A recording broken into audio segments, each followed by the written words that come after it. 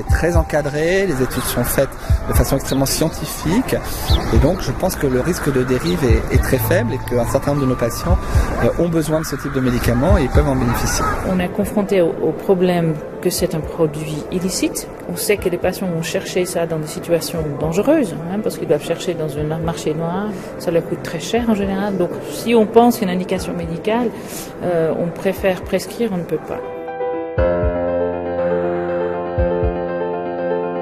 On n'est pas des délinquants, on essaye de se soigner, on se drogue pas. Donc c'est pas la même conception de l'usage d'un produit. On est sur l'usage thérapeutique, on n'est pas en train de se marrer.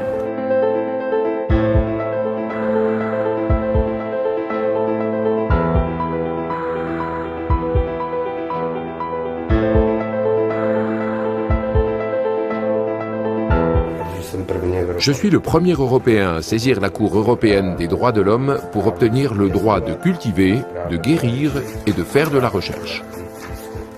Et le verdict va rétrospectivement influencer toute la législation en Europe.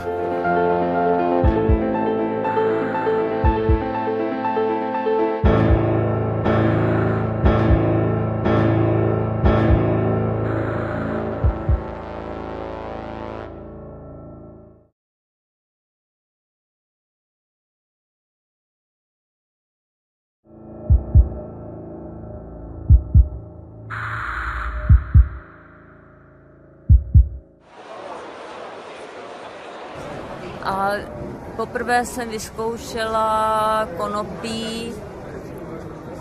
J'ai essayé le cannabis pour la première fois il y a 10 ans, lorsque la maladie s'est aggravée et que les médicaments classiques ne faisaient plus effet. Et justement, le cannabis est efficace sur les symptômes liés à la sclérose en plaques. Tout d'abord, j'ai une raideur des muscles, ce qui provoque des crampes.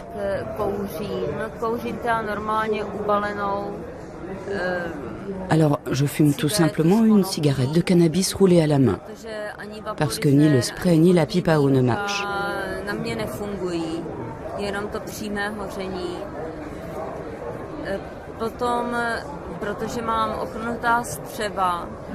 Ensuite, comme j'ai les intestins paralysés, je saupoudre tous mes repas d'une pincée de cannabis.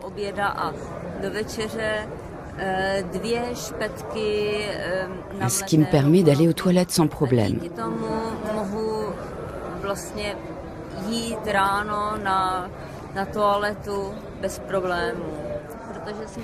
Je pense que l'alcool et le tabac sont bien plus nocifs, et pourtant c'est légal.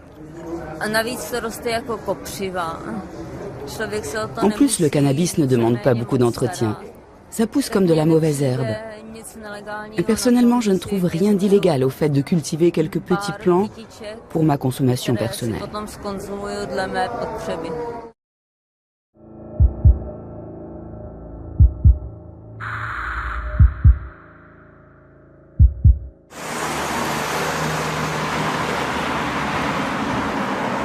La raison pourquoi je prends des médicaments, c'est parce que je suis aussi technicien de scène. Les contrats sur lesquels je travaille sont quand même assez importants. Donc les compagnies m'exigent une assurance et l'unique manière que je peux être assuré en faisant ce que je fais et en ayant l'épilepsie, c'est en faisant des prises de sang qui prouvent à mes compagnies d'assurance que j'ai le médicament nécessaire, qui malheureusement n'est pas ce qui est efficace.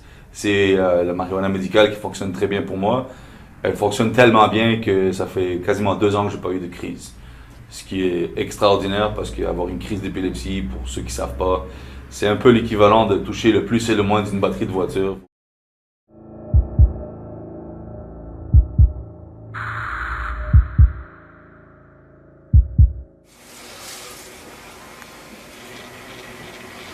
Il y a une résistance, en tout cas il y a vraiment une différence de fond dans la mentalité de la société par rapport à ça.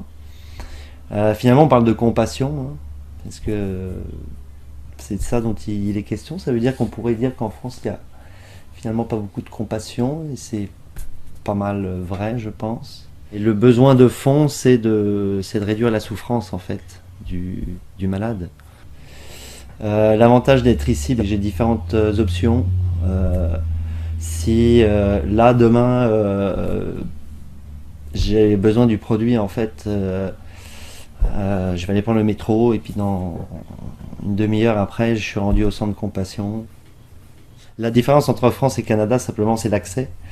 Il y a un accès qui est réglementé pour une substance qui a un usage thérapeutique reconnu, encadré par des professionnels de santé.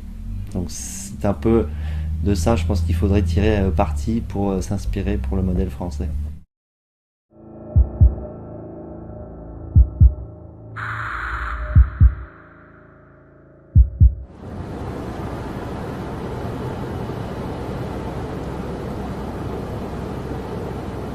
Aujourd'hui, là, je suis venu chercher 90 grammes, c'est-à-dire à peu près le maximum raisonnable que l'on peut se faire prescrire pour un mois, puisque normalement l'usage thérapeutique se situe entre 1 et 3 grammes par jour. Je consomme pas 3 grammes par jour, mais je monte pas tous les mois non plus.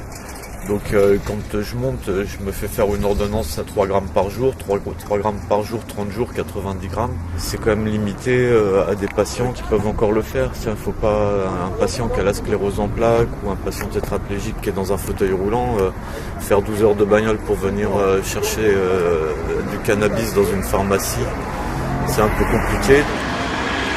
L'intérêt pour les malades aujourd'hui, c'est que les choses se passent bien, que la prescription et la délivrance des cannabinoïdes en France commence bien, soit bien organisée et se déroule bien, quoi, sans qu'il y ait de problème, parce que les gens souffrent, les gens sont en attente, les gens meurent et en attendant il y a un médicament et ils n'y ont toujours pas accès. Bon, on espère que bientôt ce voyage on aura pu à le faire et qu'on aura les mêmes possibilités dans les pharmacies françaises que celles qu'on peut trouver dans les pharmacies hollandaises.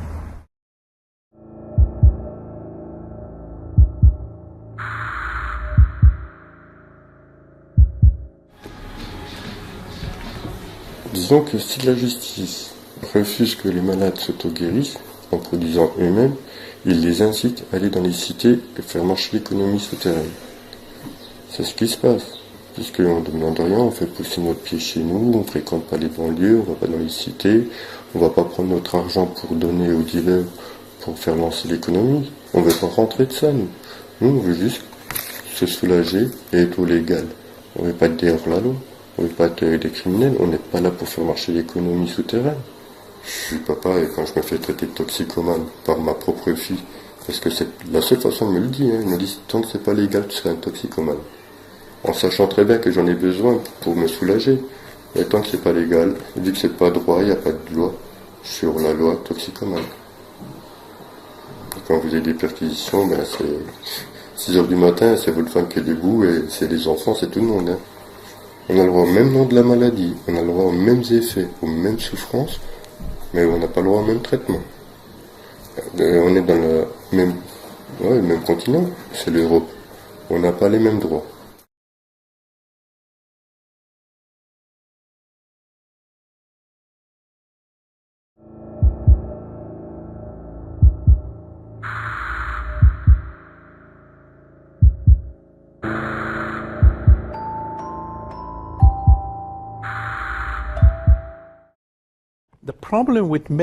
La consommation de cannabis à des fins thérapeutiques se doit d'être réglementée.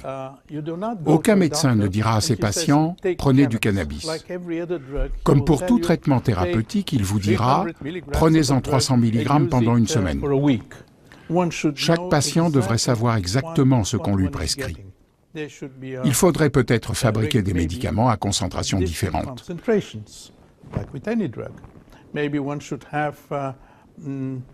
Par exemple avec seulement 5% de THC et de cannabidiol. Ou alors avec uniquement du cannabidiol ou uniquement du THC. Tout dépend de la maladie. Mais une réglementation serait essentielle pour que chacun dispose d'informations précises concernant son propre traitement. Le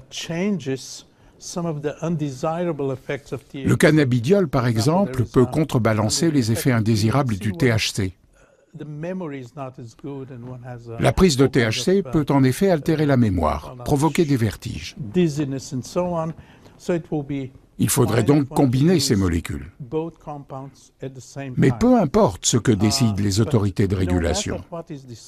Chaque patient doit savoir exactement ce qu'on lui administre. Dans le cas inverse, le cannabis ne serait pas un médicament, mais une plante que chacun consommerait à sa guise. Le cannabis doit être un médicament que seul un professionnel de la santé puisse prescrire. En plus, les médecins n'aiment pas avoir recours à un médicament sans en connaître les propriétés exactes.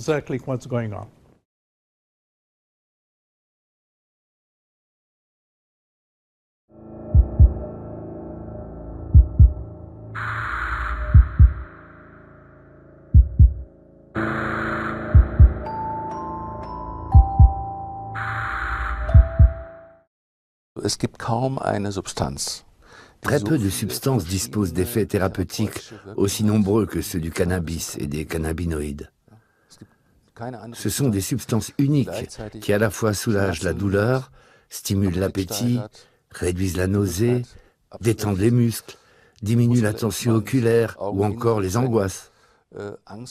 Bien sûr, la recherche scientifique se concentrera à l'avenir sur les plus grands groupes de patients, c'est-à-dire les individus souffrant de spasticité due à la sclérose en plaques ou à d'autres maladies neurologiques, mais aussi pour les douleurs chroniques, et il y en a beaucoup, ou bien en cas de perte d'appétit et de nausées chez les patients atteints du cancer, du sida ou de l'hépatite C. La recherche concernant le système endocannabinoïde et ses réactions face aux cannabinoïdes avance à grands pas.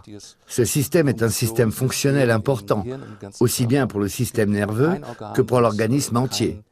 Les endocannabinoïdes ont des effets sur tous les organes. On sait aujourd'hui que ceux sécrétés par notre propre corps produisent des effets dans des domaines différents et face à presque toutes les maladies.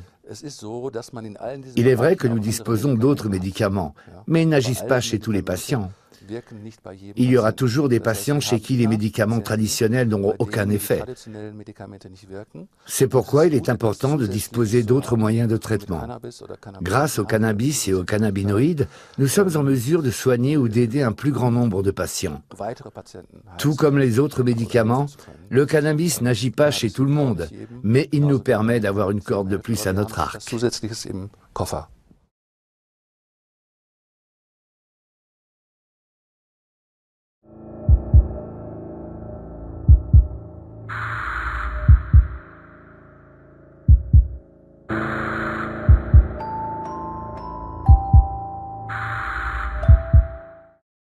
Pour moi, c'est très difficile de voir mes patients malades qui n'ont pas accès, qui ne peuvent pas avoir accès à du cannabis, qui peuvent avoir une amende quand ils ont dans leur poche un peu de cannabis comme médicament dont ils ont besoin tout le temps. Je trouve que c'est une situation très inconfortable pour nous comme médecins. En général, les gens le fument, donc comme un joint, ou soit mélangé avec tabac ou pas.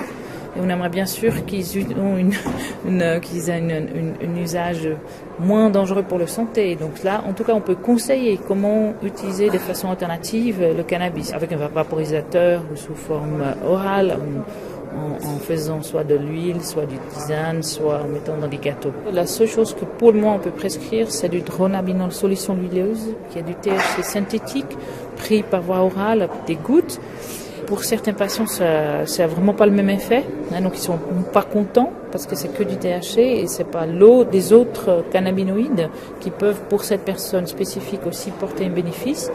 Donc ça arrive assez souvent que les patients disent que c'est pas le même effet que le cannabis. Et deuxièmement, ça coûte assez cher et que seulement en 15-20% des situations, les caisses maladies remboursent.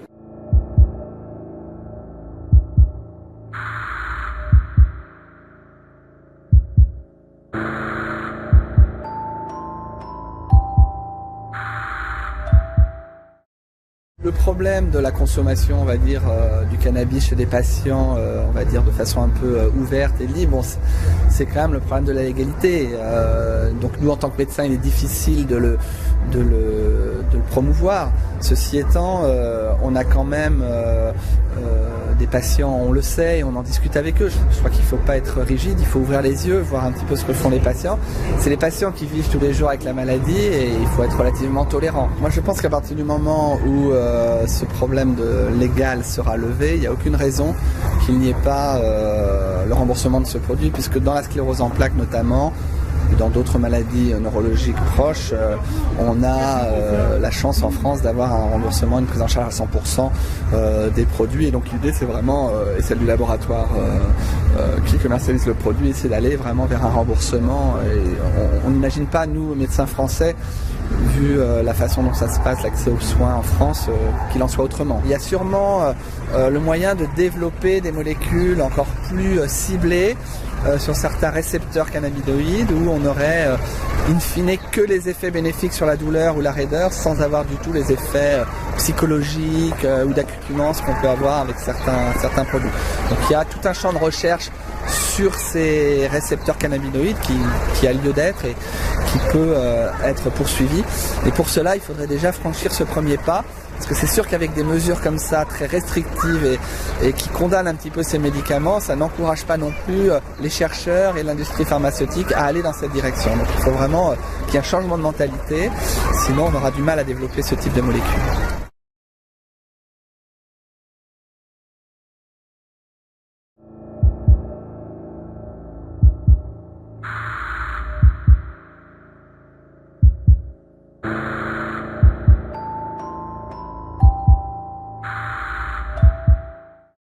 Nous avons, il y a à peu près 4 ou 5 ans, démarré un projet pour évaluer si l'utilisation des dérivés des cannabinoïdes était efficace dans le traitement du cancer du pancréas, parce qu'une équipe de l'Université Complutense à Madrid avait démontré qu'il y avait un certain effet pour une autre tumeur qui est très grave, qui est le gliome, qui est une tumeur du système nerveux central. Nous avons identifié exactement le mécanisme par lequel le THC tue la cellule. Mais également, par notre mécanisme, arrête sa croissance.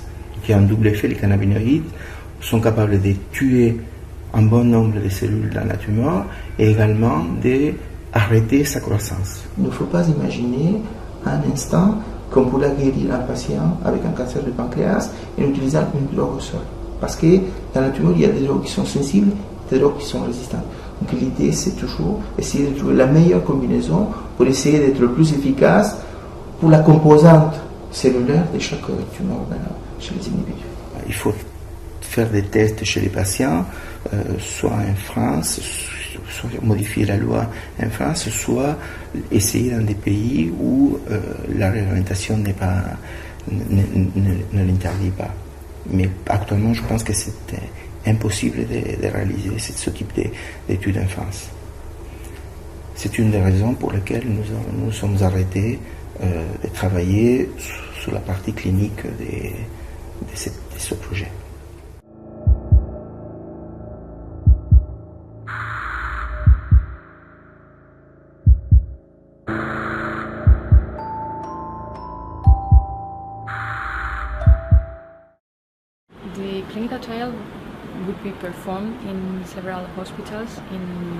Les essais cliniques seront réalisés dans plusieurs hôpitaux publics de Madrid.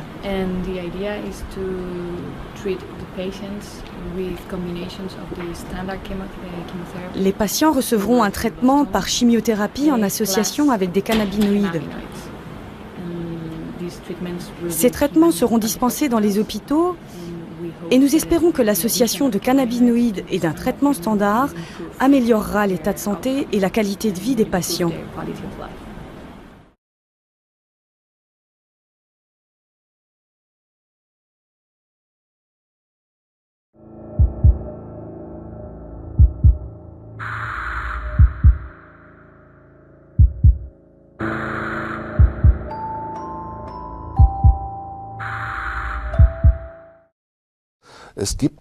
Les choses vont clairement en s'arrangeant. En Allemagne, environ 4 000 à 5 000 patients bénéficient d'un traitement par cannabis ou cannabinoïdes. On estime qu'en Allemagne, entre 80 000 et 800 000 personnes pourraient bénéficier d'un pareil traitement, soit entre 0,1 et 1% de la population. En Allemagne, il existe 3 médicaments qui peuvent être prescrits par des médecins. Le Sativex, qui contient des extraits de cannabis, le dronabinol, qui est le nom du THC synthétique, et un médicament analogue nommé Nabilone. Tous 3 peuvent être prescrits sous ordonnance. Le Sativex n'est remboursé par la caisse d'assurance maladie que pour les individus atteints de spasticité due à la sclérose en plaques. Dans tous les autres cas de figure, ces médicaments ne sont généralement pas remboursés et coûtent par ailleurs assez cher. Il est aussi possible de demander une autorisation exceptionnelle pour acheter des fleurs de cannabis dans les pharmacies. Cette alternative a été introduite parce que les têtes de cannabis sont moins chères. Ainsi, si un individu veut acquérir du cannabis pour un traitement, parce que les médicaments n'ont aucun effet sur lui, ou parce que le dronabinol et le Sativex sont trop chers par rapport à ses revenus, il peut obtenir une autorisation exceptionnelle auprès de l'Office fédéral des narcotiques, une institution du ministère de la Santé. À l'heure actuelle, il y a peut-être 200 patients qui bénéficient de cette autorisation, qui n'existe que depuis quelques années. Ce chiffre augmente lentement. Environ 4 000 à 5 000 patients bénéficient d'un traitement par dronabinol, Sativex ou Nabilone.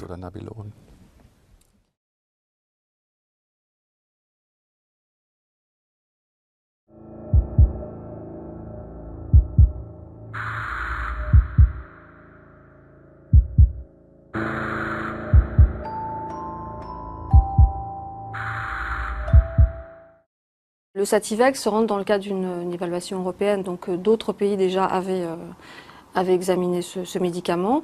Mais dans le cadre d'une demande d'AMM, en fait, on examine dans un dossier on va dire la composition du médicament, s'il présente toutes les garanties de sécurité en termes de fabrication, de composition. Après, on examine également l'efficacité du médicament, les effets indésirables.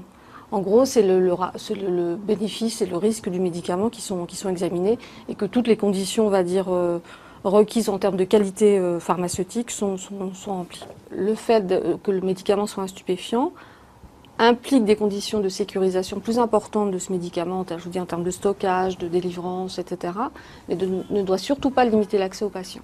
Et ça a été fait pour les morphiniques, pour les dérivés opioïdes, justement pour augmenter cet accès au traitement de la douleur, pour que tous les patients puissent avoir accès à ces médicaments-là. Et le Sativex a une autorisation de mise sur le marché avec une indication qui est très très restreinte. Une indication, donc une utilisation qui sera uniquement limitée, et ça c'est pareil, ça sera partout pareil en Europe, une utilisation qui sera limitée au spasme en fait chez des patients qui ont une sclérose en plaques.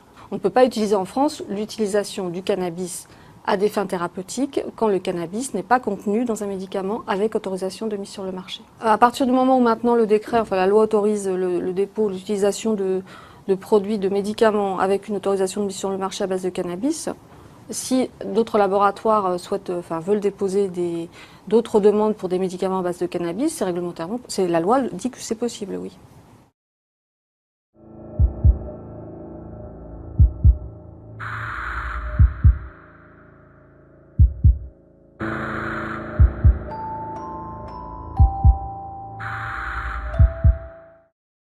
On est au XXIe siècle, on est en France, et on était donc de ce point de vue très en retard. Nous allons continuer à travailler pour savoir si d'autres formes de cannabis naturel, à partir de la plante, pourraient être utilisées pour soulager des douleurs, des malades, des souffrances. Je pense à la sclérose en plaques, je pense à la maladie de Crohn, je pense au cancer, je pense au sida, je pense à des neuropathies sensitives, sans perspective de guérison aujourd'hui. Alors on a une solution, vous me direz, on leur donne de la morphine. Bon, c'est quand même une curieuse manière d'appréhender les choses. Voilà pourquoi nous faisons ce travail. Ça devient un débat droite-gauche ridicule à mon sens, parce que ça n'arrive pas qu'aux autres, la maladie. Je le dis aux gens de droite les plus éclairés. Réfléchissez, il y a quand même des médecins, il y a des gens intelligents. Quand il s'agit de soulager les gens, on peut se poser quand même la question, tout simplement. Pour être très clair, je pense que les politiques peuvent être un levier et la voie de passage. Je crois que le corps médical, les patients eux-mêmes, même s'ils sont dans des associations, je reconnais qu'elles n'ont pas beaucoup droit à la parole. S'il fallait en passer par la loi pour l'utilisation du cannabis naturel, végétal, sous des modalités, bien évidemment, que la pharmacologie doit aborder, et c'est l'autorité médicale qui doit prescrire. Je ne suis pas pour on cultive son cannabis et on soigne. Je suis pour que ce soit extrêmement contrôlé par la filière pharmacologique et médicale. Mais je pense que si un décret suffit, c'est bien. S'il faut en passer par la loi, passons par la loi.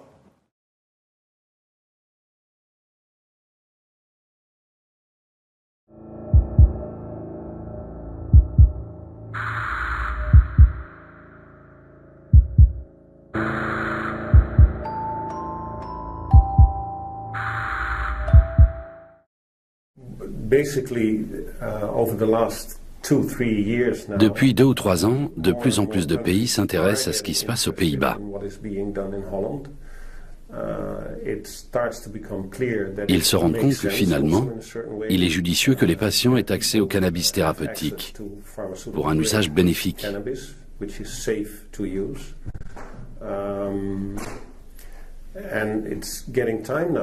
Il est temps maintenant que l'Europe mette en place une nouvelle législation.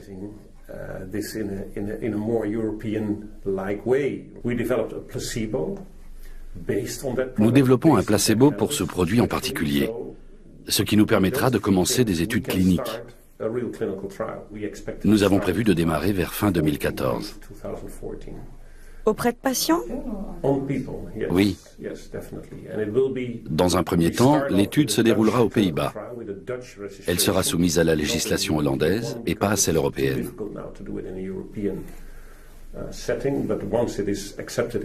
Mais une fois que le produit aura été accepté aux Pays-Bas, les recherches pourront être menées dans toute l'Europe. Un développement s'impose parce qu'il ne serait pas souhaitable qu'une société comme la nôtre soit la seule à fournir du cannabis aux patients. Mon objectif n'est pas de rester seul. Un peu de concurrence ne ferait pas de mal, bien au contraire. Ce serait bien d'avoir des partenaires.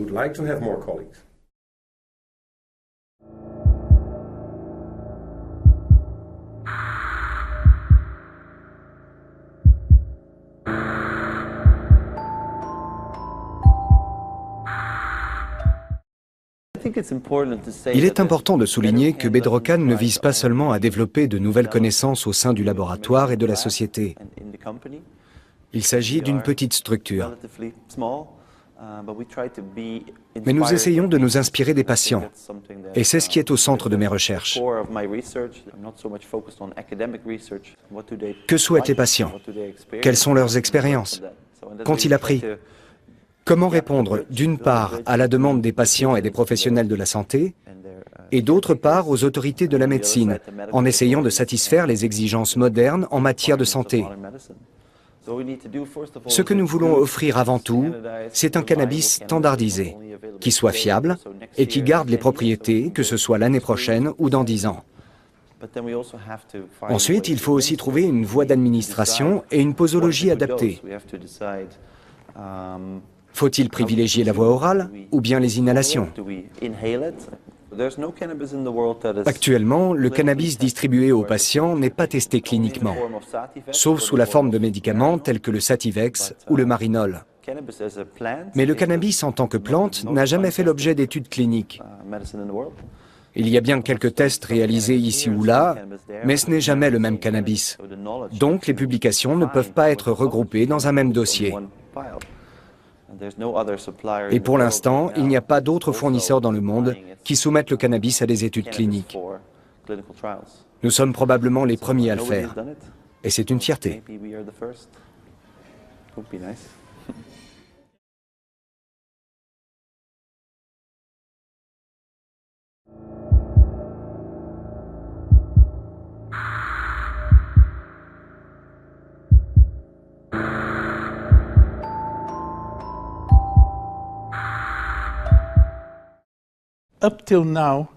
À l'heure actuelle, le ministère de la Santé travaille avec un médecin et son groupe de collaborateurs. Ce médecin est psychiatre, en charge d'un hôpital psychiatrique. Il doit donner son approbation pour chaque demande. Ces demandes ne peuvent être effectuées par les patients eux-mêmes, mais par un spécialiste. Le ministère dispose d'une liste de pathologies pour lesquelles le cannabis thérapeutique est autorisé. Dans les cas où la maladie n'est pas sur la liste, c'est un petit comité de 2 à 3 médecins qui se réunira pour décider si le patient peut bénéficier d'un traitement par cannabis thérapeutique. Au total, 11 000 personnes ont reçu une réponse positive pour un traitement par cannabis. Ce chiffre augmentera sans doute dans le futur, mais il sera régulé. En tout cas, j'espère qu'il sera régulé, de façon à ce que le cannabis soit accepté par la profession médicale et qu'on ne dise plus simplement « Ah, il prend du cannabis ». Ça ne fonctionne pas comme ça.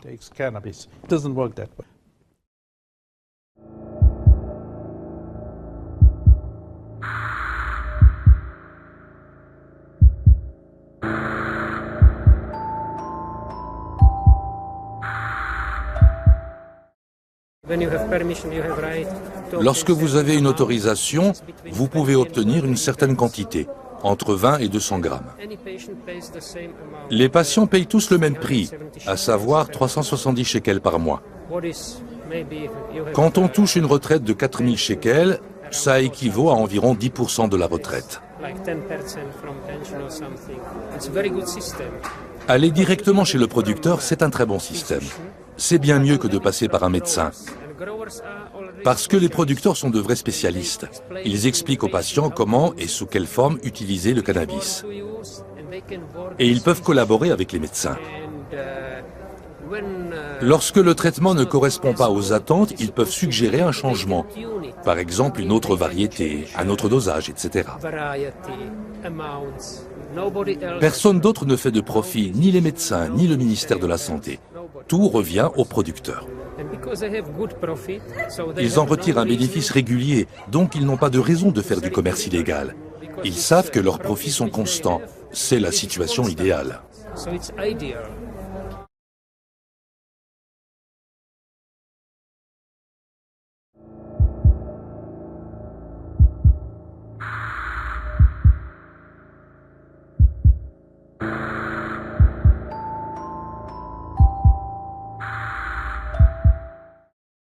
Oui, les règlements vont changer en Canada du 1er avril 2014. Ce qui est proposé, c'est de changer la façon d'obtenir le cannabis pour le patient. Présentement, il peut cultiver leur propre cannabis, il peut désigner quelqu'un d'autre de cultiver, ou il peut acheter le cannabis du Santé Canada, qui est un programme, un contrat avec une compagnie privée. Dans le nouveau modèle, c'est pas possible pour le patient de cultiver ou de désigner une autre personne. Ça, c'est éliminé. Le nouveau programme ouvre la porte aux autres compagnies de développer un programme de cultivation de cannabis aux standards de qualité, un standard de toxicologie. Donc, il faut que le cannabis est testé. Donc, pour le médecin, c'est rassurant parce que c'est plus possible de savoir ce que le patient l'utilise. Il y a vraiment des patients qui ne veulent pas acheter le cannabis d'une compagnie privée et préfèrent de cultiver. C'est une question maintenant un peu plus philosophique, mais pour façon médicale et scientifique, le nouveau système est beaucoup mieux. Donc, c'est nécessaire d'augmenter notre niveau d'éducation chez les étudiants médicaux. Mais aussi, on fait des programmes pour les médecins qui pratiquent dehors des écoles, les soins primaires, soit les experts, les spécialistes. Il faut qu'on touche ces médecins aussi parce que c'est eux qui travaillent vraiment avec les patients présentement. Et les patients posent les questions, est-ce que je peux essayer le cannabis, que penses-tu avec le cannabinoïde? Pendant les dernières 5 ans, nous avons touché plus que 3000 médecins partout au Canada. Probablement 3000 médecins qui ont exposé à la message des cannabinoïdes.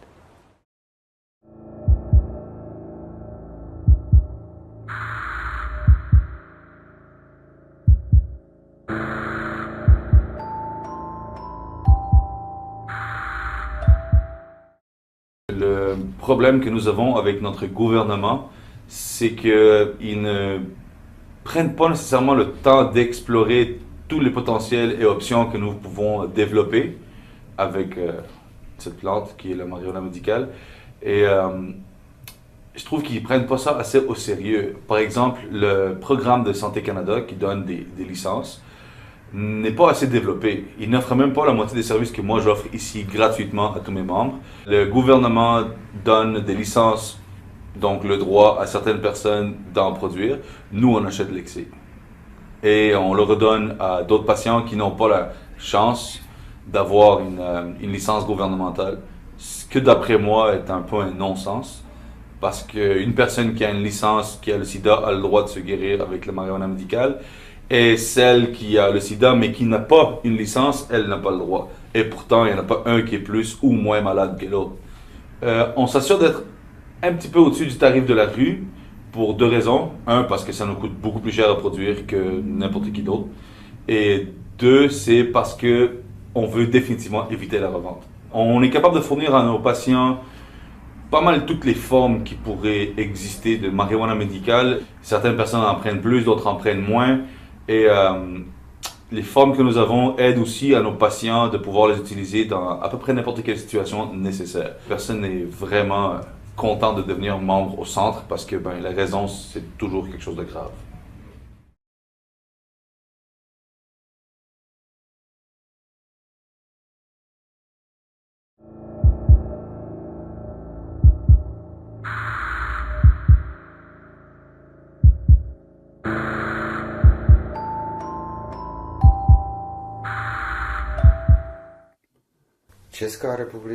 La République tchèque est le plus grand producteur de marijuana.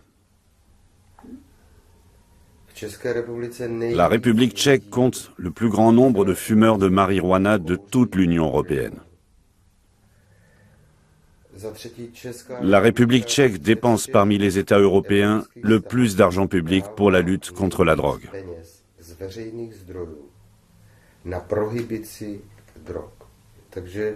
De l'extérieur, ça peut paraître vraiment libéral. Dans la rue, on voit les jeunes fumer, c'est vrai. Mais du point de vue du malade, c'est une tragédie. Ici, il y a beaucoup de gens qui pourraient le cultiver et qui sont de meilleurs cultivateurs que moi, qui ne le fait que pour ma conscience personnelle. Depuis 2008, grâce au soutien de scientifiques, de médecins, de recteurs d'universités et de centaines de patients, j'ai annoncé publiquement que nous allions faire de la recherche, parce que le droit européen et le droit tchèque n'interdisent pas et ne doivent pas interdire la recherche sur les bienfaits du cannabis.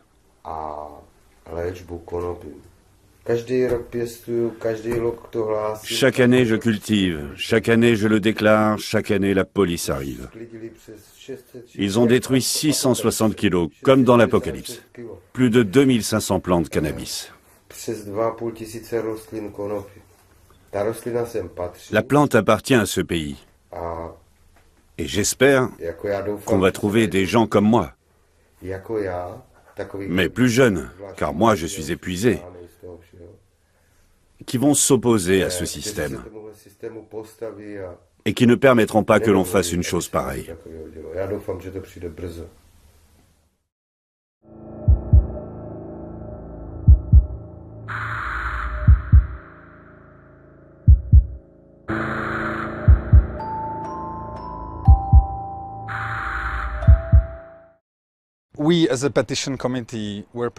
Notre comité de pétition a toujours été en faveur d'une vraie ouverture aux sources potentielles de cannabis thérapeutiques et certifiées de bonne qualité.